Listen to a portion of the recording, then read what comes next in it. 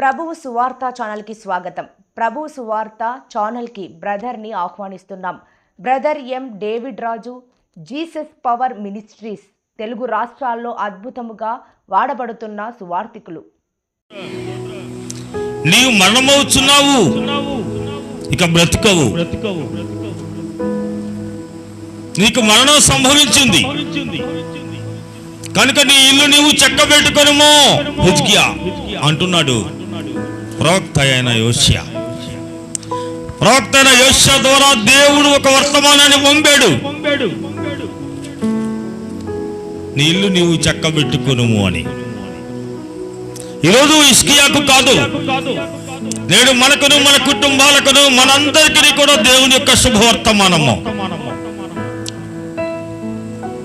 భక్తి లేకపోవడం, విశ్వాసం లేకపోవడం, ప్రార్థన లేకపోవడం, నమ్మకత్వం లేకపోవడం, దేవునికి లోబడకపోవడం, మన ఇష్టానుసారంగా మనం జీవించడం, ఇవన్నీ కూడా మనము భక్తి నుండి తొలగిపోవటకు అనేక రకమైనటువంటి కారణాలు. అలాగన దేవునికి వ్యతిరేకమైన పనులు చేయబట్టి, దేవునికి దూరంగా జీవించబట్టి, తనకి ఇష్టమైనప్పుడు వచ్చేవాడు ప్రార్థన చేసేవాడు, తనకిష్టమైనప్పుడు వచ్చేవాడు ఆరాధించేవాడు, తనకిష్టమైనప్పుడు వచ్చేవాడు ప్రార్థన చేసేవాడు. అలాగున హిజ్కియా అంటా ఉన్నాడు, దేవా నీ సన్నిధిలో నేను ప్రార్థన చేయలేదా, నిన్ను ఆరాధించలేదా, నిన్ను మహిమపరచలేదా, నిన్ను ఘనపరచలేదా, నిన్ను స్తుతించలేదా, అయినా నేను నీకు ఇష్టమైనట్టుగా నడుచుకున్నాను అని చెప్పి గోడ తట్టు తిరిగి కన్నీరు విడుస్తున్నాడు, ఏడుస్తున్నాడు, ఘోషిస్తున్నాడు. అప్పుడు దేవుడు కనికరము కలిగిన వాడు, కఠినమైన హృదయాలను సైతం మార్చువాడు. అటువంటి దేవాది దేవుడు హిజ్కియా గోడ తట్టు తిరిగి కార్చిన కన్నీటిని చూచి 30 సంవత్సరాల ఆయుష్ను పొడిగించాడు. అంతా ముందు చూస్తే ప్రవక్త యోషియా ద్వారా వర్తమానం పంపాడు. హిజ్కియా నీవు బ్రతుకవు, మరణమవుతున్నావు కనుక నీ ఇల్లు నీవు చక్కబెట్టుకొనుము అని. దేవుని యొక్క ఉగ్రత, దేవుని యొక్క శక్తి, దేవుని యొక్క మహాతాపము నీ మీదకి రాకముందే, దేవుని యొక్క శాపము, దేవుని యొక్క కోపము, దేవుని యొక్క మహా ఉగ్రత నీ మీదకి రాకముందే నీవు దేవుని తెలుసుకోవాలి, దేవునికి లోపడాలి, దేవుని సన్నిధిలో మోకరించాలి, ప్రార్థన చేయాలి, అడగాలి. అలాగనే తన జీవితాన్ని దేవుని కొంచెం దూరంగా జీవించాడేమో అనుకుంటున్నాను నేను హిజ్కియా. అందుకే దేవుడు యోషియా ద్వారా వర్తమానాన్ని పంపాడు, నీవు బ్రతకవు, మరణమవుతున్నావు కనుక నీ ఇల్లు నీవు చెక్కబెట్టుకొనుము హిజ్కియా అని.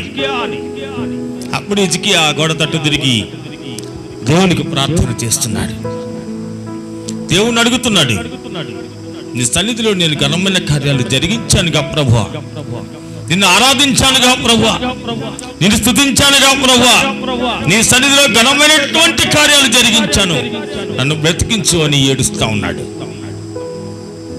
అప్పుడు దేవుడు హిజ్కియా యొక్క ప్రార్థన ఆలకించి 30 సంవత్సరాల ఆయుష్ను పొడిగించాడు. దేవునికి స్తోత్రాలు చెబుదాం. హల్లెలూయా. ఈరోజు దేవుడు నీతో కూడా మాట్లాడుతున్నాడు. నీ తమ్ముడు, చెల్లి, ఈరోజు నీ జీవితంలో,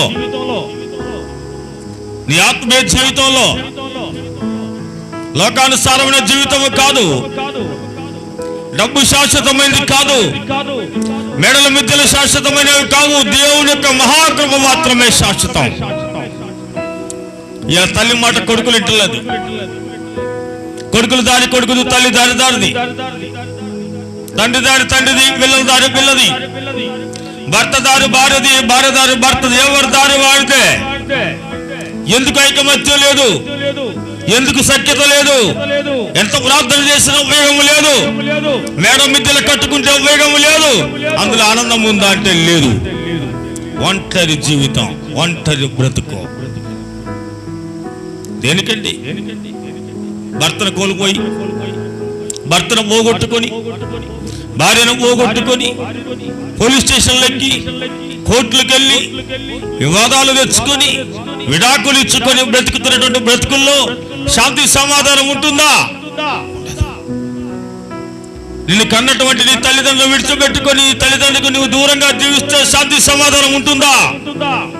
ఉండదు.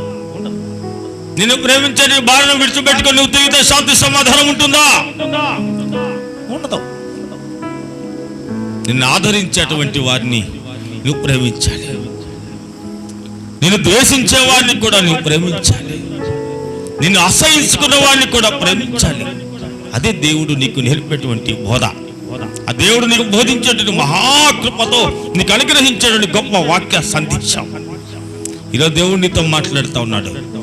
నీ ఇల్లు నీవు చెక్క పెట్టుకున్నావా లేదా?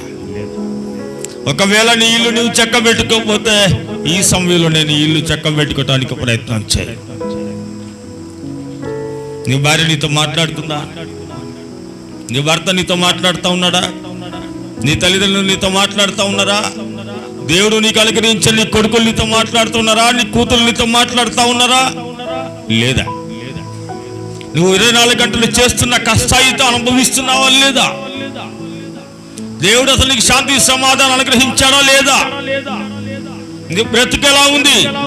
ఇప్పుడు వరకు నీవు బ్రతికిన బ్రతుకు కాదు. ఇక్కడ నువ్వు బ్రతకవలసిన బ్రతుకు మాత్రమే బ్రతుకు. అది దేవుని కోసం, దేవుని వాక్యం కోసం, దేవుని సందేశం కోసం, భక్తి కోసం, భయం కోసం, పరలోక రాజ్యం కోసం బ్రతకాలి. నువ్వెంత 10,000 రూపాయలు చీర కట్టుకుంటే ఆశీర్వాదం రాదు. నగలు నట్రాలు అలంకరించుకుంటే ఆశీర్వాదం రాదు.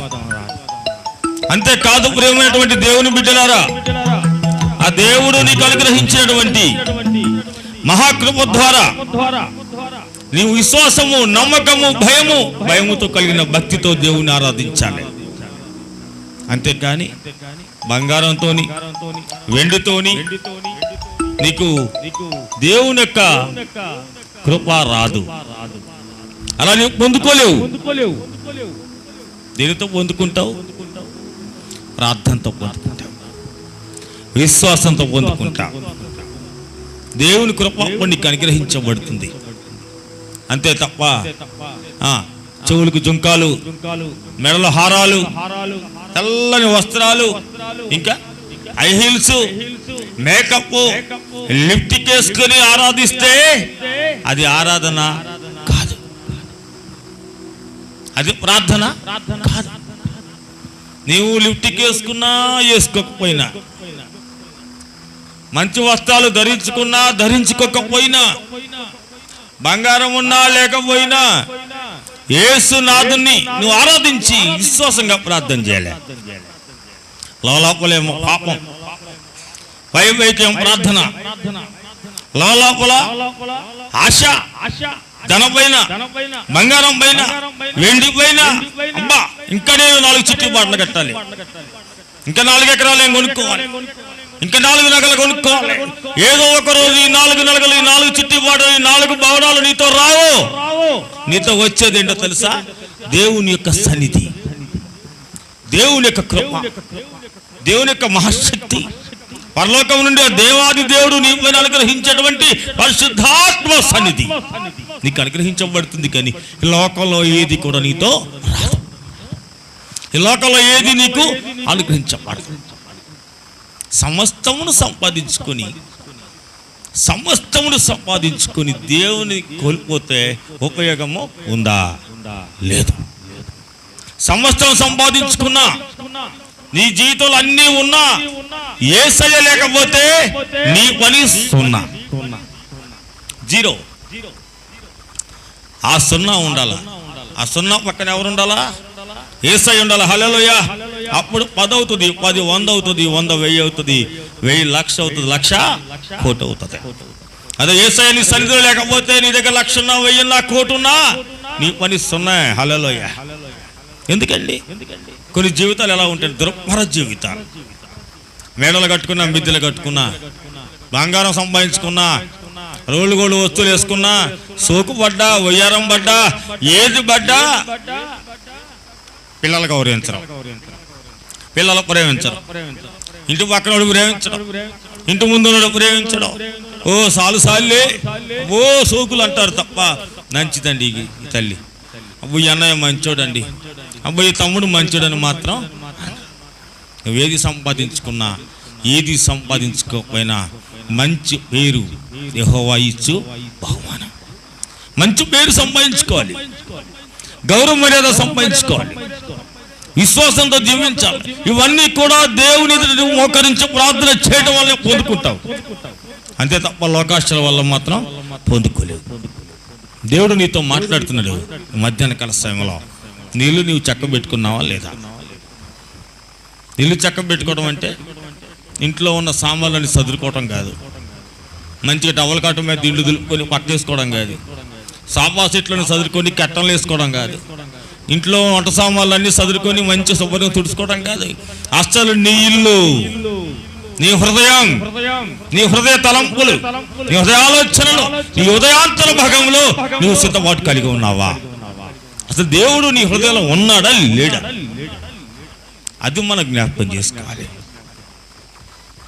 పై వేషాలను దేవుడు చూడండి, పై వేషాలు. కొన్నిసార్లు సందర్భాల్లో నేను చర్చిలో గమనిస్తూ ఉంటాను, కొంతమంది ఏం చేస్తారంటే కొత్త కొత్త బట్టలు కట్టుకొచ్చినప్పుడు వీళ్ళందరూ కూడా వాళ్ళకెళ్ళి చూస్తూ ఉంటారు, వీళ్ళందరూ కూడా వాళ్ళకెళ్ళి చూస్తూ ఉంటారు. అలా చూడకూడదండి, అలా చూడకూడదు.